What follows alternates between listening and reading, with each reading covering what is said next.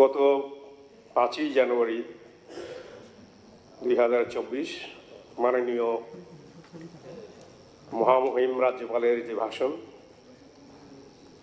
তার উপরে বিরোধী দলের সদস্যদের সংশোধনী আনা হয়েছে। সেই সংশোধনীর সঙ্গে সংযোজন করার জন্যে আমি দাঁড়িয়েছি। এইখানে আমরা গুড গভর্নেন্সের কথা, সুশাসনের কথা বলেছেন, এবং এই সুশাসনের মধ্যে আমরা অনেক বছর থেকে শুনে এসছি রুটি কাপড়া ওর মকান, এবং এই রুটি কাপড়া ওর মকানের সুনিশ্চিত করতে গেলে আমাদের রাজ্যে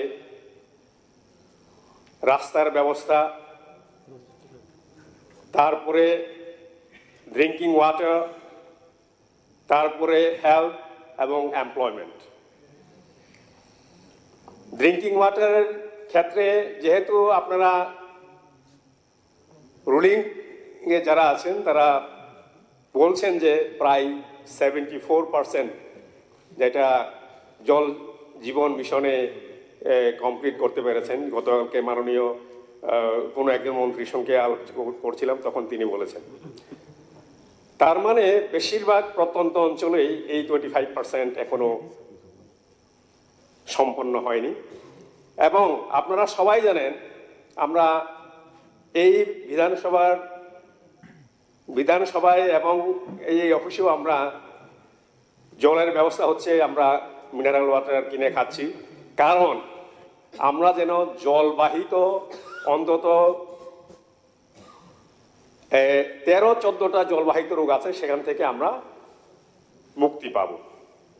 কিন্তু প্রত্যন্ত অঞ্চলে, বিশেষভাবে ধলাই ডিস্ট্রিক্টে আমরা কি দেখি, প্রতি বছর ওই ছড়ার জল এবং ছড়ার জল খাওয়ার ফলে, যখন এই শীতের মৌসুমে এটা হয় না, কারণ ঝর্ণার জল কিন্তু ফিল্ট্রেশনের মতোই, ঝর্ণার জল যদি কন্টামিনেটেড না হয়, ঝর্ণার জল খাওয়া কি বলবো, এটা কোনো অসুবিধা হয় না।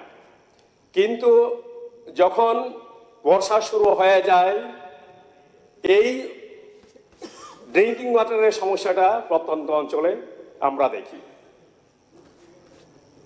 যেহেতু এই সময় হয় না, আমি যখন বলছি ঝর্ণার কথা, 1972 সালে যখন প্রথমবারের মতো আমি আগরতলায় আসি, তখন ছোট ছিলাম, স্কুলে পড়ছিলাম, এই 18 মুড়া বড় মুড়া রাস্তার পাশে ঝর্ণার জল বেয়ে যেত। আজকাল কিন্তু আমরা সেটা দেখতে পাই না। কেন? কিছুদিন আগে এই পবিত্র বিধানসভায় আমরা আলোচনা করেছি শব্দ সন্ত্রাসের ব্যাপারে, কিন্তু এই যে বন সংরক্ষণ কিন্তু আমাদের দরকার। রাজ্য সরকারের যে রিজার্ভ ফরেস্ট হোক, যেখানেই হোক না কেন, যে বন আছে সেই বন কিন্তু ধ্বংস হয়ে চলছে। এটা এরিয়াল সার্ভে করলে দেখা যাবে ভেতরের অংশগুলিতে বন কিন্তু উজাড় হয়ে যাচ্ছে। এই ব্যাপারে রাজ্য সরকার, মাননীয় স্পিকারের মাধ্যমে আমি বলতে চাই, রাজ্য সরকার যেন দৃঢ় পদক্ষেপ নেন। অন্তত আগামী 20 বছরের জন্য, আগামী 20 বছর এই বন থেকে যেন কোনো বনজ গাছ সংগ্রহ না করা হয়। কারণ এইভাবে যদি বন ধ্বংস যদি হতে থাকে, আমরা বলছি গ্রাউন্ড ওয়াটার রিচার্জ হচ্ছে না, এটা আরো নিচে চলে যাবে। এইটা একটা বলছি। আর হেলথ, এমপ্লয়মেন্ট, সুশাসন তখনই হবে, ঘরে ঘরে আমাদের সুস্বাস্থ্য থাকবে এবং ঘরে ঘরে উপার্জন থাকবে, তখনই কিন্তু সুশাসন হবে। রাস্তা যখন প্রত্যেকটা অঞ্চলে, ধলাই জেলা আমরা বলছি, প্রথমে আমরা বলতে শুনেছি এটা একটা প্রায়োরিটি ডিস্ট্রিক্ট, আজকে এটাকে বলছি আমরা অ্যাসপিরেশনাল ডিস্ট্রিক্ট। তাহলে অ্যাসপিরেশনাল ডিস্ট্রিক্ট মানে পিছিয়ে পড়া এই ডিস্ট্রিক্টকে অন্যান্য যে ডিস্ট্রিক্ট আছে, West Tripura district, south Tripura district, Khowai ডিস্ট্রিক্টের মতো এক পা নিয়ে আসতে হবে।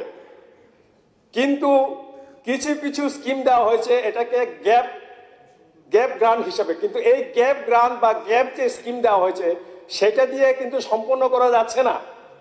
তাহলে এই জেলাকে উঠিয়ে আনতে গেলে এখানে রাস্তা ব্যবস্থা, জলের ব্যবস্থা, স্বাস্থ্যের ব্যবস্থা যদি করতে হয় তাহলে এটার জন্য special package government of India থেকে বর্তমান সরকার আনার জন্য ব্যবস্থা করুন।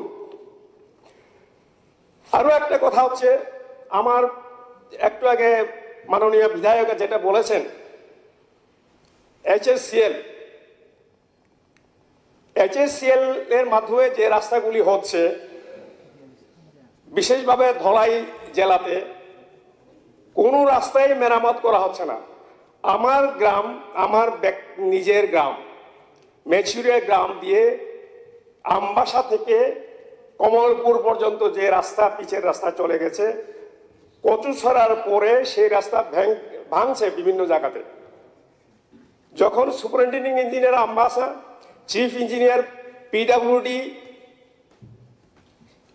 সেক্রেটারি পিডাব্লিউডি, ওনাদের সঙ্গে আমি কথা বলেছি, বলছেন এইচএসসিএল, গভর্নমেন্ট অফ ত্রিপুরা এবং গভর্নমেন্ট অফ ইন্ডিয়া এই যে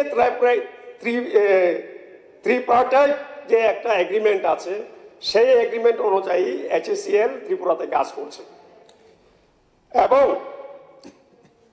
যেহেতু এটা এইচএসসিএল এর রাস্তা, যেটা কচুছড়া থেকে কমলপুরে যাচ্ছে আমার গ্রাম হয়ে, এবং উলাই ডিস্ট্রিক্ট হসপিটাল থেকে কাছিমাছড়া থেকে যেটা যাচ্ছে, ওরা কোনো কাজ করছে না।